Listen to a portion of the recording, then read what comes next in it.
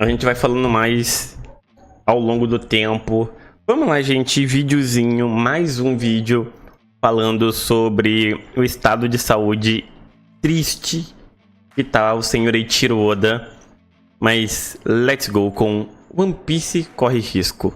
Saúde. Recentemente tivemos o anúncio de que a obra vai ficar pausada até dia 2 de dezembro por causa disso. No meio da reação dos fãs de One Piece, um assunto começou a surgir. Afinal, de quem é a culpa? Por que o Oda não tira férias? Ele trabalha escala 6:1? Mangaka SLT? Eles recebem pouco? Por que o Togashi não deixa de ser preguiçoso e contrata um desenhista? O Oda também deveria só cuidar do roteiro e deixar outras pessoas fazerem o mangá. Pois é, falaram de tudo. É muita coisa embolada e que mostra que o otaku brasileiro não entende porra nenhuma da cultura japonês. E da indústria. E de quem é a culpa dos mangakas se matarem de trabalhar e do Oda tá mal de saúde?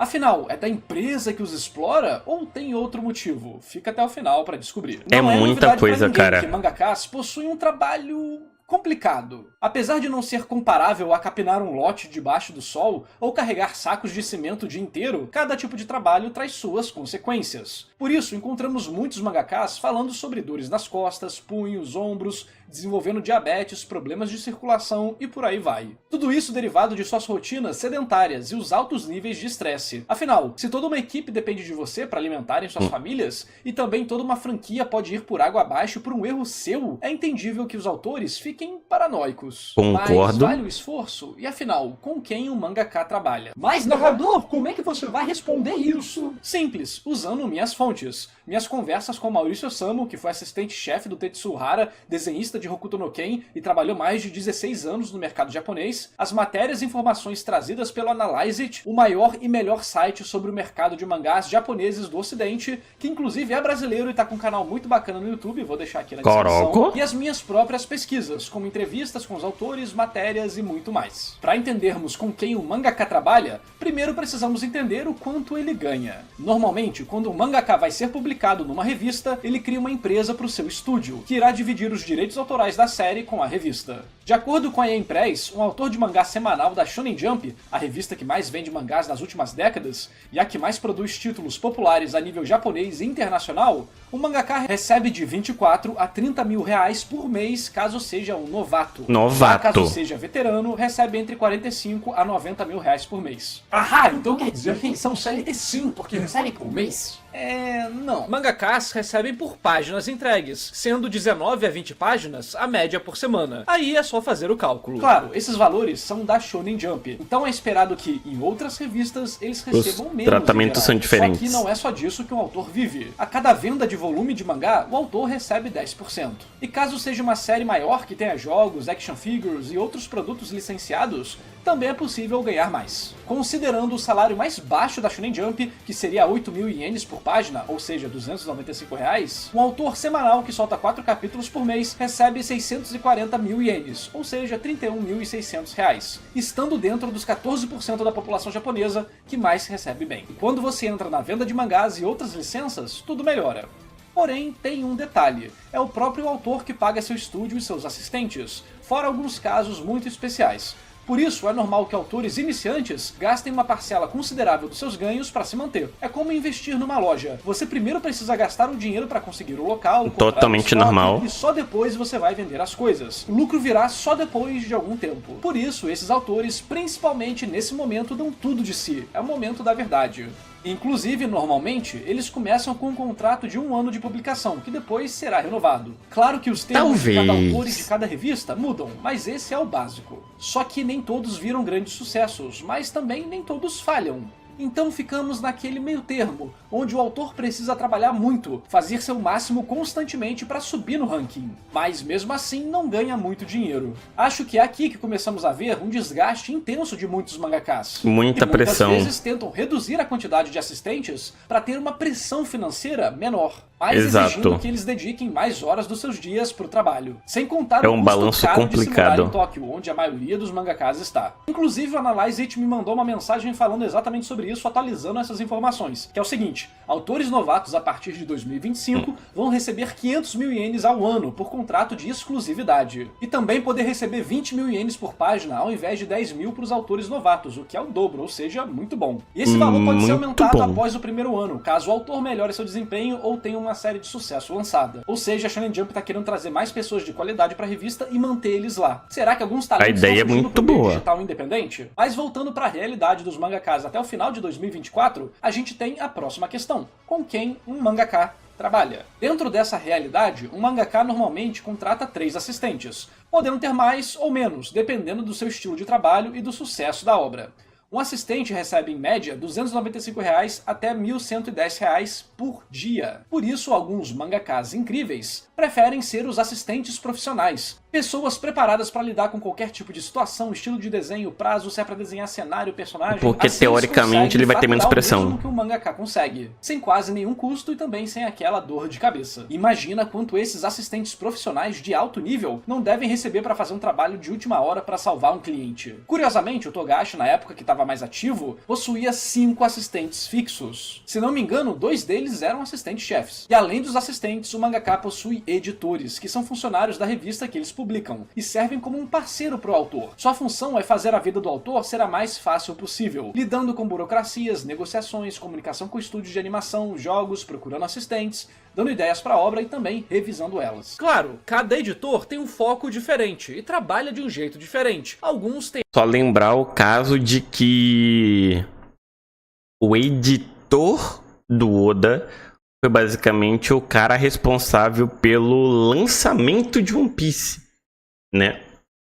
Porque o Oda tinha uma ideia geral, mas a ideia geral dele inicial não agradou tanto a Shonen Jump, e o editor recomendou algumas pequenas mudanças para a base inicial da história, que foi o que fez a Shonen Jump aprovar. Tem a mão mais pesada na história, outros menos. A grande maioria dos autores só possui um editor, já autores famosos possuem 2, um para lidar apenas com a história e outro para todo o resto. E esses autores são trocados de 2 a 3 anos. Por exemplo, Hiro Mashima tinha 5 editores para Eden Zero, um responsável pelo anime, outro pelos outros produtos licenciados, um editor assistente e um editor principal, que lidavam principalmente com a história, a revisando, trazendo referências e tudo mais. Um caso interessante também é o de Detetive Conan, que tinha uma equipe de 5 roteiristas só para fazer os casos de investigação. E finalmente chegamos no Oda. Afinal, quantos assistentes e editores ele realmente tem? Sobre assistentes para ajudar no desenho, pelas minhas pesquisas, ele tem 5. Um número padrão para autores grandes. Tem um momento que não adianta ter mais gente. Já editores, eu suspeitava que também seriam 5, mais ou menos na pegada do Hiro Mashima. Então, eu encontrei uma matéria que explicava isso melhor.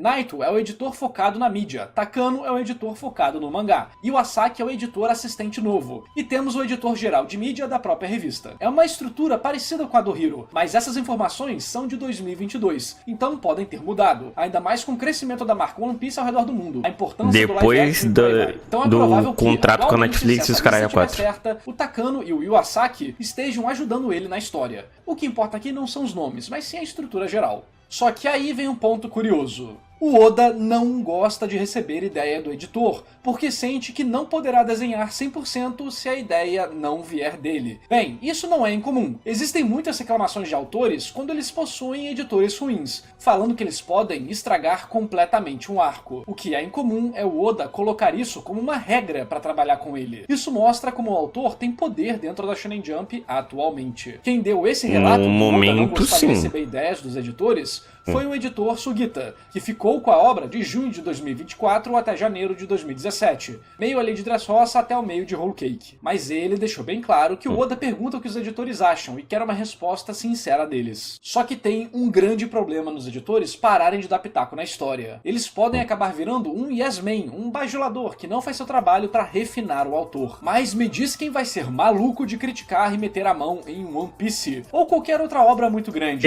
Se der errado, a culpa será 100% do editor, mas se der... Inclusive, se eu pudesse, Oda, Pelo amor de Deus, a gente já sabe que o Sanji é tarado.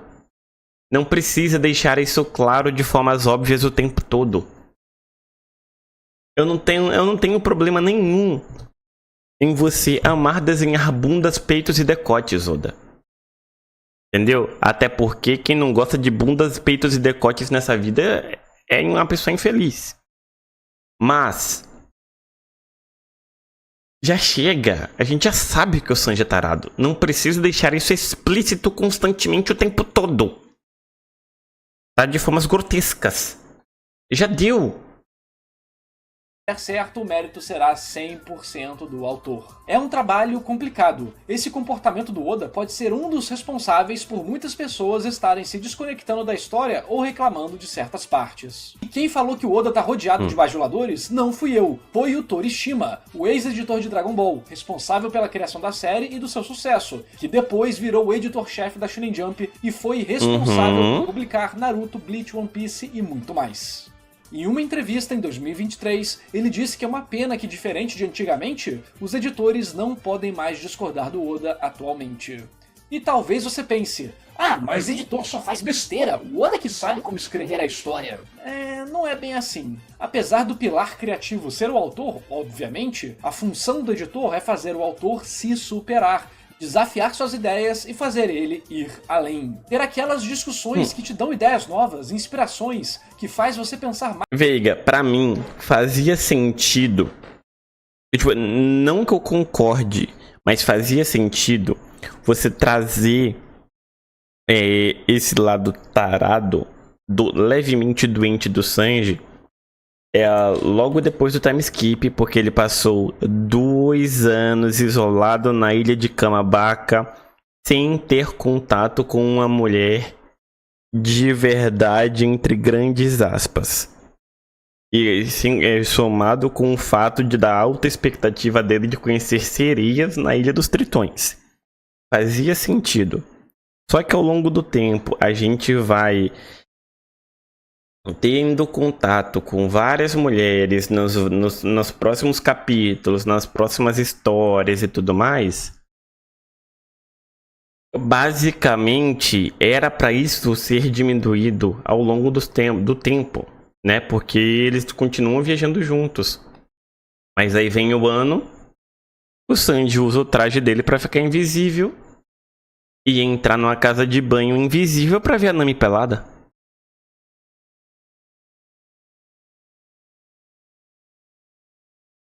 Eu adoro o Sanji. Mas até eu, que sou tarado, até eu que sou safado, fico muito desconfortável com esse lado vagabundamente desrespeitoso que o Sanji tem de demonstrar a sua taradice. Entendeu? Mais sobre o assunto para responder à crítica e achar um caminho melhor no processo. Para qualquer um com o mínimo de experiência em trabalho criativo, sabe que discutir suas ideias com outra pessoa é essencial, que a leitura crítica da sua obra também é essencial. Por isso, muitos falam que a enrolação de Wano e a quantidade enorme de coisas inúteis podem ter vindo dessa situação de editores que não podiam discordar do Oda. E pro ex-editor-chefe da Shonen Jump falar isso em uma entrevista para todo mundo escutar, é porque com certeza isso era pro Oda e pro departamento editorial da revista receberem a mensagem e mudar a perspectiva do público sobre o que está acontecendo, tirando esse medo das pessoas de discordarem do gênio Deus Eiichiro Oda. Esse é o tipo de bolas que alguns editores famosos têm. Os caras não estão nem aí pra quem estão criticando. Eu fico feliz que a Netflix até o momento tá usando perfeitamente esse lado gentleman do Sanji com as mulheres. Espero que continue assim e que pelo menos não percam a mão, Rusbé. O problema é que o Oda perdeu a mão depois do time skip. É justamente depois do time skip que ele perde a mão. E o time skip começou agora, né? A gente teve Ilha dos Tritões e depois Punk Hazard. O Oda, apesar de saber do sucesso da obra dele, ainda mantém essas partes de safados porque vem de trás um novo público que tá só atrás do plot. Sim. Eu tô ligado, Eric. Eu tô ligado que é intencional, que faz parte do mercado japonês e assim funciona. Eu sei que faz parte da cultura, infelizmente falando do lado deles, tá ligado? Mas se eu pudesse meter o bedelho na obra, eu não ia pedir pro Oda parar. É só não ser nojento, não transformar o Sanji em um personagem nojento, como ele age em algumas cenas, em algumas situações. Como esse caso que eu citei, do Sanji usar um traje invisível pra entrar numa casa de banho e espiar Nami pelada. Torishima foi um dos editores mais cruéis da Shonen Jump, massacrando diversos autores e sonhos em sua trajetória, mas forjou os autores de maior sucesso da era moderna. Lembra do que eu falei de Naruto, Bleach e One Piece? Então, ele o Sanji do live action com certeza vai ser diferente. Fazendo o Kubo desistir de fazer mangá, até voltar com sangue no olho, deixando o Kishimoto perdido até ele saber se reinventar, e fazendo o Oda ficar puto ao ter que enviar umas 3 ou 4 versões diferentes de One Piece até ser aceito. E mesmo assim foi aceito a contragosto do Torishima, que não achava que One Piece era bom o suficiente ainda. O Oda é tão competitivo que falou pro editor-chefe: se o One Piece vender bem, você vai ter que admitir que perdeu. E bem, Torishima admitiu isso eventualmente. Percebe a importância de um editor? Tudo bem que o Torishima mostra um lado bem sinistro deles, mas é o fogo e o martelo que forjam a espada. Então, pra resumir, com quem o Oda trabalha? Com uma equipe de 5 assistentes e uns 4 a 5 editores, 2 deles ajudando com a história. Porém, há controvérsias de como o relacionamento deles é hoje em dia. Ok, mas o Oda tá ferrado de saúde, ele não pode tirar férias, ele é CLT que nem eu. Vimos mais cedo que mangakas não são CLT, mas a questão das férias merece atenção. Obras que saem em revistas fixas podem sim tirar férias, basta conversar com seu editor antes para organizar as coisas. Já quem publica online pode ter o ritmo de publicação basicamente livre. Por exemplo, o autor ou autora de Huri Dragon sumiu por 3 meses e depois voltou a publicar. O negócio é que autores sabem que cada semana sem mangá é uma semana que você perde engajamento. Para eles é uma maratona, você pode descansar, mas outros mangakas vão te ultrapassar. Isso é relevante porque o mercado físico no Japão ainda é muito importante, e as pessoas têm dinheiro limitado para gastar com lazer. Quanto mais você pausa, mais a edição física completa demora para sair, ou seja, menos dinheiro você ganha. Os leitores também podem acabar preferindo esperar para acumular edições, ou simplesmente deixar sua história para lá, o que resultará em menos vendas. Apesar de termos exceções que confirmam a regra, como o Togashi, isso só mostra como poucos podem se dar ao luxo de fazer isso. Inclusive, o autor de Black Clover agora publica trimestralmente, e a quantidade de comentários que eu li de pessoas falando que pararam de acompanhar porque deixaram acumular, porque perdeu o hype ou porque esqueceram é enorme. Fora que existe uma outra questão que muitos ignoram, que é, mangaka não faz mangá porque ganha dinheiro ou porque é obrigado. Eles fazem mangá porque amam o que fazem, porque é a forma deles se expressarem, porque é o sonho deles. Eles não querem parar. O próprio Oda, por exemplo, é obrigado pela Shonen Jump a tirar folgas constantemente, porque se deixar, ele trabalha sem parar. E vimos isso em uma entrevista dele aqui no canal, como o autor é obcecado e muito competitivo. Ele não chegou ao topo, então ficou obcecado e sacrificou tudo. Ele chegou ao topo porque é obcecado e porque sacrificou tudo no processo. Junta isso com o fato de que existe toda uma pressão social sobre aguentar o tranco, não deixar os outros na mão, a dificuldade de dizer não no Japão e muitas outras coisas, e você tem um ambiente de trabalho perfeito para as pessoas sacrificarem sua saúde pelo trabalho, elas amando o que fazem ou não. Isso tem raízes profundas na cultura deles. Suas percepções de trabalho, coletivo e individual, política, questões sociais, são totalmente diferentes das nossas. São coisas influenciadas desde a origem do povo e também como o Bushido foi usado pelo governo japonês para criar uma população submissa. Talvez o próprio Bushido sendo em si criado pelo governo também. Esses 2 vídeos do Shogo explicam muito bem isso e a questão social e de trabalho no Japão. Vou deixar o link aqui na descrição. Então, que fique claro, eles podem tirar férias quando quiserem, podem ir para revistas irmãs e podem até pedir para sair e começar a trabalhar em outra obra na internet ou em outra revista. Mas diversos motivos não deixam essas opções atrativas. Quem publica em revistas menos populares são menos reconhecidos. Mais difícil é de ganhar franquias, menos dinheiro eles ganham. Quem publica independente tem que fazer o trabalho de autor, editor, produtor, não tem o alcance da Shonen Jump ou de uma editora tradicional. Todos os mangakas dizem o mesmo: faz mangá quem quer. Se você tá na Shonen Jump, é porque você quer. E claro, alguns mangakas iniciantes acabam sentindo muita pressão no processo. Eles precisam fazer dinheiro para sobreviver. E não tem como todo mundo só viver de arte e amor. Então você tem que ter a habilidade de transformar o que você ama em algo que você consegue trabalhar. E isso não é fácil. Alguns autores não aguentam, faz parte. Isso nos leva a outra questão. Por que Oda não fica só no roteiro e deixa os assistentes desenharem? O mesmo vale pro Togashi ou qualquer outro autor. Acho que com tudo que eu já disse, já deu pra entender. Eles não deixam os outros fazer porque a obra é deles. É deles. A obra é o autor. Eles querem colocar suas ideias, com seus desenhos, com sua quadrinização, com seu roteiro, Aquilo faz parte deles. Autores de sucesso já são ricos, bem Totalmente de vida, entendível. eles iriam se esforçar e prejudicar sua saúde. Faz parte da porque cultura eles japonesa. amam o que fazem, porque Obsessão. aquela é a história deles. E eles vão fazer do jeito que eles querem. Para os mangakas, é ofensivo as pessoas falarem isso. Você não tem direito de ler One Piece, nem de ler Hunter x Hunter ou qualquer outro mangá. Fora que existem outros elementos que boa parte do público não percebe. A quadrinização, a nuance da expressão de cada personagem, a composição dos quadros, perspectiva. Essas são coisas que muitas vezes não dá para explicar, pois cada um tem uma imagem mental diferente. Então só o autor consegue fazer a visão dele se tornar realidade. O que esses artistas fazem é contratar assistentes para fazer certos trabalhos mecânicos, e mesmo assim esses assistentes precisam ser treinados no estilo do autor e muito mais. Togashi inclusive não sabe explicar direito como quer as coisas, então ele desenhou vários exemplos e grudou na parede para o povo entender. Agora podemos responder à pergunta principal, de quem é a culpa do Oda estar mal?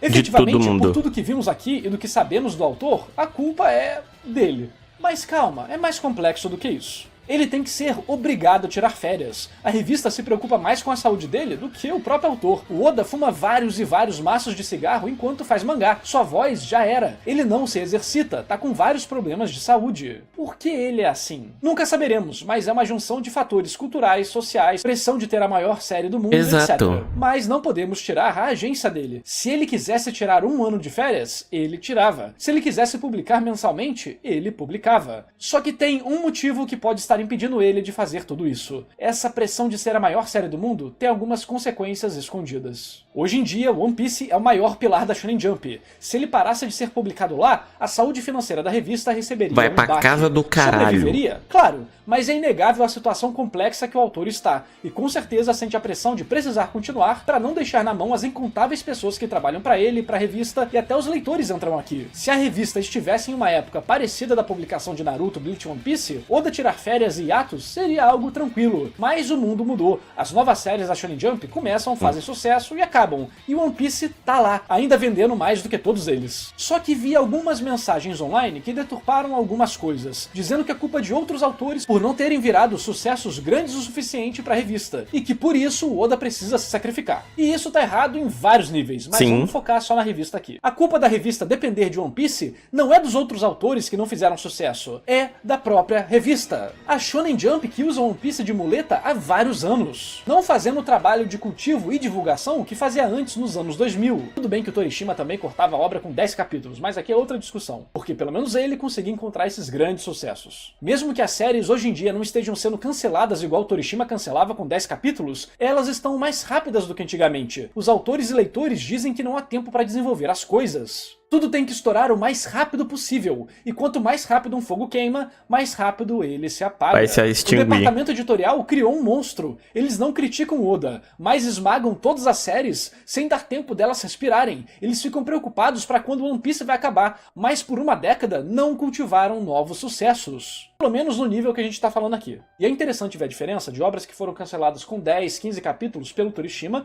e as obras que são canceladas hoje em dia. Você vai ver que elas fazem muito mais coisa na história porque tem que ser muito mais rápido. Tudo tem que acontecer em 10 capítulos. Enquanto antigamente você tinha aquele desenvolvimento clássico de mangá antigo. O público e os editores reclamam que não tem mais grandes sucessos nível Big Three. Mas a revista mudou sua filosofia na forma de publicar novas E aí, obras. por na forma de consequência, os trabalho dos mangakas editores, mudaram a o que forma os de editores trabalhar. buscam. Isso tudo junto do próprio autor, visto que ele já tem 50 anos e sabe muito Eu tô bem o que lendo, tá tá, Mael? fazendo, Tô deixa lendo. claro que a culpa dele estar ruim de saúde é dele mesmo e também da Shonen Jump. Não porque os autores são escravos ou essas baboseiras que falam pela internet, mas sim pelas decisões que os levaram exatamente para esse funil, dependendo de uma obra para parte significativa de suas vendas, sem fazer o devido marketing, cultivo e refino das novas obras que chegam. Claro que problemas assim sempre existiram. O Torishima mesmo, ex-editor-chefe, disse que mangá é começar um novo trabalho com um autor novo, terminar se não der certo e repetir esse ciclo o mais rápido possível para achar as sementes de um novo sucesso. Só que isso não é fácil, e parece recentemente que eles só regam One Piece, deixando as outras sementes sem florescer por falta d'água. Se você quiser saber mais sobre tudo Acontece isso que eu falei, isso mesmo. inclusive como alguém se torna um editor, eu tenho um vídeo mais mais completo ainda, vou deixar aqui na descrição. Foi uma entrevista que eu fiz com o Maurício Osamu e que foi muito legal. Me diz o que você acha dessa situação. A culpa é da revista ou dos autores? Dá um like nesse vídeo e se inscreve no canal, pô, olha o conhecimento que eu trouxe pra vocês. Me apoia a partir de R$5 pra ter acesso a vários benefícios, como vídeo exclusivo, vídeo antecipado, live exclusiva, área VIP no Discord e muito mais. E esse vídeo só foi possível graças à lenda do canal. Mas, cara, é o que eu disse. A culpa é do Oda, é da própria Shonen e a cultura. É isso, só faltou ele abordar um pouquinho mais da cultura Bushido do Japão, tá ligado? No vídeo, tá? Por mais que ele tenha dito que tenha vídeos exclusivos só pra falar sobre esse assunto, mas infelizmente a cultura de trabalho no Japão, ela dói demais. Ela machuca, ela incomoda, tá ligado? Não é à toa que o Japão, matematicamente falando, é um dos países com as maiores taxas da face da Terra. Tá ligado? É desse nível, pô. Porque não só nesse universo de mangakas, animes e os caralho a quatro. É literalmente em tudo. Se você é garçom, você tem a mesma pressão que alguém que trabalha numa usina nuclear recebe, que é a mesma pressão que uma modelo recebe, a mesma pressão que uma faxineira recebe. Tipo, todo mundo é pressionado o tempo todo pelos seus superiores. A ir bem, a dar 100% no serviço, a superar marcas, lucro, é isso e aquilo. Então, é foda, velho. É extremamente complicado. E muita gente não tem noção disso. Muita gente que é fã de anime, que é fã de mangás, não tem a noção do que é isso, tá ligado? Mas eu sou uma pessoa que gosta de entender como funciona, como é a cultura de países diferentes dos nossos. Pra ter uma ideia, esse editor jogava o mangá de Dragon Ball na mesa do Oda, Kobe Kishimoto, e dizia: se quer fazer mangá, faz algo parecido com isso. É algo muito complicado, mano. É um assunto que pra mim é extremamente sensível, complexo pra poder conversar sobre, tenso demais. Na moralzinha, mas enfim, gente. É o que eu disse, concordo com tudo que ele disse, mas eu acrescento a cultura Bushido, que atrapalha mais ainda todo mundo, tá? É isso, até a próxima e eu fui. Tchau, tchau.